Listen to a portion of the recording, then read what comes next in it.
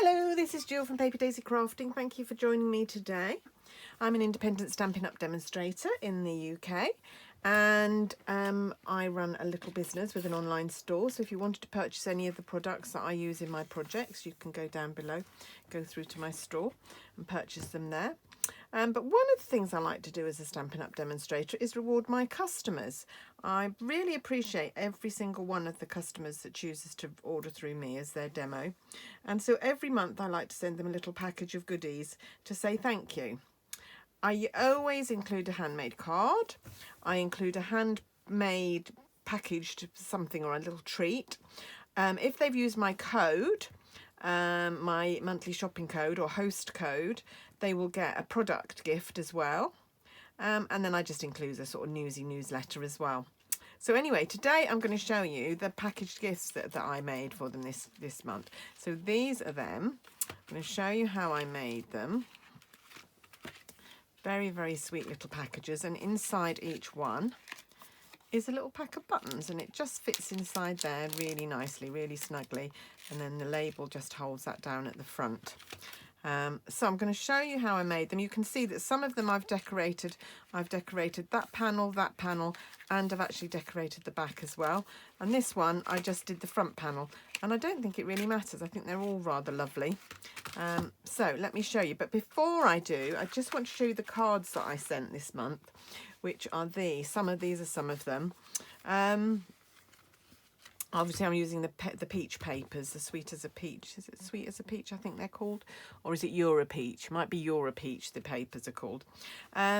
These are the cards I made. I made some of these when we were on our team weekend, craft weekend, and then I finished off making enough for all my customers from September when I got back. And so I've used some of the peach papers and some layering.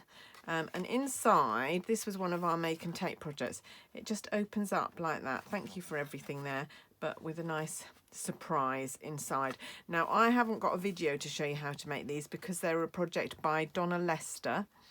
She was the one who did our make and take, and she is Taffy Crafting. So if you look up Taffy Crafting, you will find a tutorial for these cards if you wanted to have a look. But I just wanted to show you today.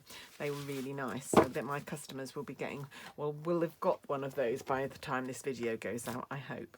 Anyway, let me show you how to make one of our little button treats packages. So I'm starting off with a piece of Calypso Coral, which coordinates really well with the peach papers. And what I'm going to do is I've got an A4 sheet of card. I'm going to cut it down to 11 inches lengthways. I want it to be 11 inches, so that just means cutting off a tiny bit off the end here, like so. And then I'm going to cut it in half down the middle. So it's going to be 10.5 by 10.5 centimetres, or 4 1/8 if you work in inches. And actually I am working in inches today. I should have started off in inches. Because I'm using my scoreboard, I find it easier to use the scoreboard with inches. So I'm working in inches today, which is unusual for me, I know, but some of you will love it. Just fit that back on there. Right, okay, so I take my piece of cardstock and I am going to score. If I could find my scoring tool, it's not in where it should be, there it is, at 1 1/4 inches, 1 3/4 inches, 3 1/2 inches, 4 inches, 7 3/4 inches, and 8 1/4 inches. And that's all the scoring. What I should have said at the beginning was I was inspired to make this by, I think she's a lady called Terry Gaines. I think her web blog is Create with Terry Gaines. And I saw her. I have changed it up a little bit. The basic idea was hers, but I've changed the dimensions because my buttons wouldn't fit in the dimensions that she used, and also they were a little bit thick to go through our postal system, and I wanted to make sure that I could send them through our postal system, so that is why. So but just have a look for Terry Gaines and you should find. I'll try and remember to put a link on my blog. Right, so we're going to score all these score lines. We're going to burnish all these score lines. So the first one at this end, we're going to do it that way, and then all the others we're going to do the opposite way. Doesn't matter too much because you can always move it round, but just so these are all going one way and the first fold goes the other way.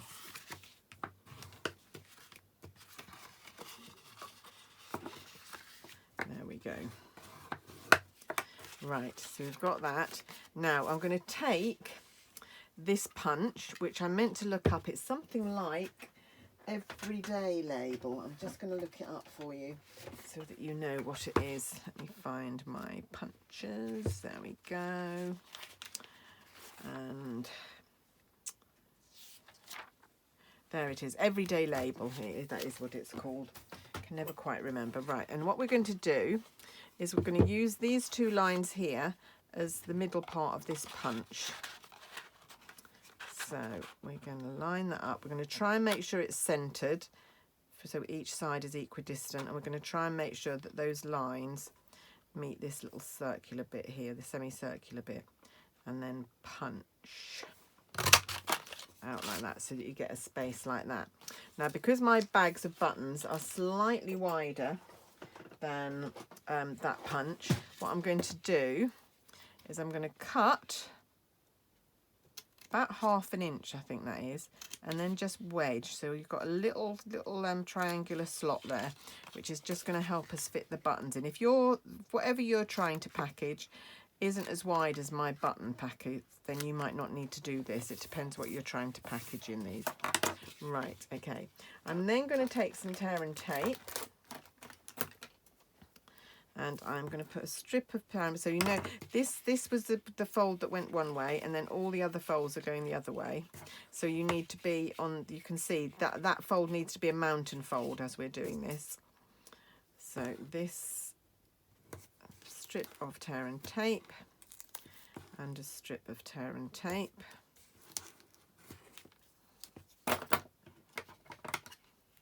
Like so, just cut that little bit off. Now, before I actually take the backing off, I'm going to show you what I'm going to do. I'm going to bring this up like so, and then fold that down. So that is going to stick to there, and then we've got this little gap here, which is where the buttons are going to sit. Okay, so try and get the backing off my tear and tape. So just take your time doing this. So make sure that this and this are at right angles. This won't quite reach to the top, but that doesn't matter.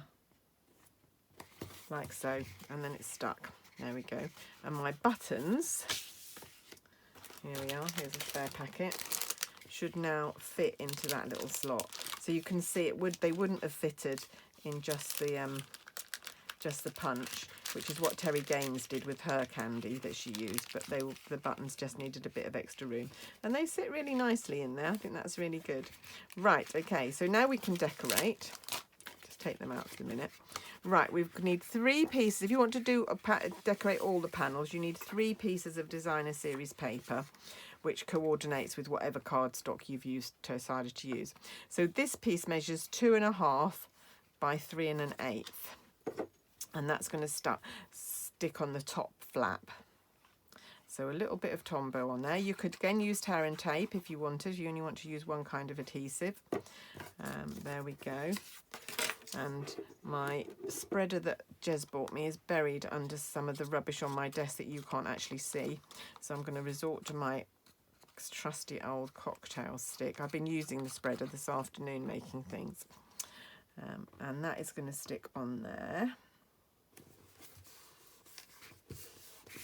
And then this piece is 1 inch by 3 7/8, and that's just going to go on the bottom there. So this is quite a good way if you've got a little bit of designer series paper, good way of using up little bits. If you've only got enough for the top flap, like I said, I don't think it really matters. I started off, I only decorated the top flap, but then I decided they looked quite nice if you added a bit more to them. Sort of followed the pattern through. There we go, that's on there.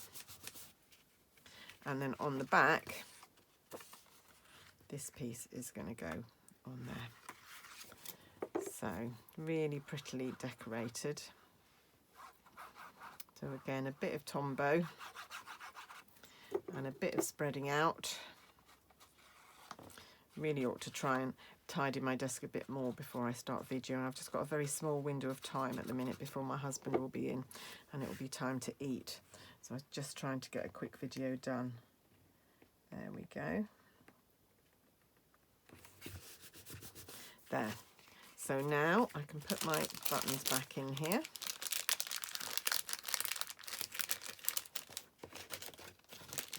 There we go, and that will go over there. And we just need something to catch the top there. And you can see what I've done is I've used the double oval punch and I've stuck dimensionals on this at the bottom, and then it's free at the top, so this will just flap in there and it just holds it in place. So let's find a little bit of white, a basic white card, and I'm using the thank you stamp from the Pansy Patch stamp set, and I'm using Calypso Coral. Of course, again, you can choose your colours. I did use a different colour on the blue one. I used Balmy Blue, but I'm going to stick with Calypso Coral with this one. And there's my punch. So we want to punch out. Actually, I'm just going to, just so that I'll save that little bit of white cardstock. I don't want to waste that. So, is this going to work, or am I going to have to get a post-it note? I might be able to do it. That's it. So just position your words where you think they need to be, and then punch. And then you just need a bit of coordinating cardstock, which I've just got a little scrap of Pepper Pink here, which also coordinates with the papers to do there. So my thank you oval is going to layer on top of the scalloped oval.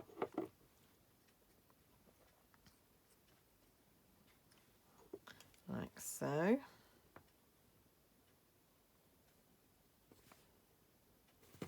And then I'm just going to take a couple of dimensionals.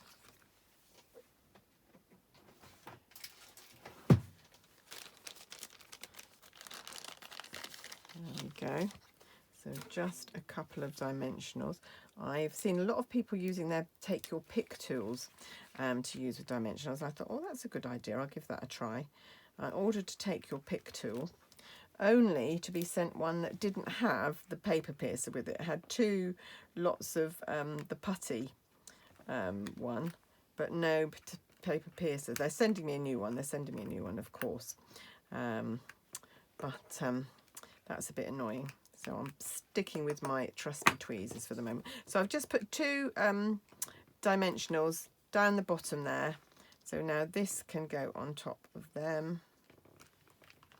And that will just hold the top in place. So really easy, really lovely. As you know, I'm not a 3D girl most of the time. I like to make cards, but I just love this little package. So we've got lots of them now. Got a few more to finish off before, there's another one. I've got a few more. I've got this one to finish off. I haven't quite finished that one, but I've got loads to make. So I better get started. I just wanted to do a quick video to show you how to make them before I finished off making them all. So thank you so much for watching today. I hope you've enjoyed that. I think these might make quite nice stocking fillers if you did them in Christmassy paper, or you could just put them on the table, or just a little gift to give somebody. I think they're quite sweet. Thanks so much for watching. I really appreciate you, and if you haven't subscribed, please press the subscribe button. I'm trying to get up to 6,000 subscribers. I've got quite a way to go, but I will get there. Thanks so much, and I'll be back very soon. Please join me then. Bye for now. Have a great day.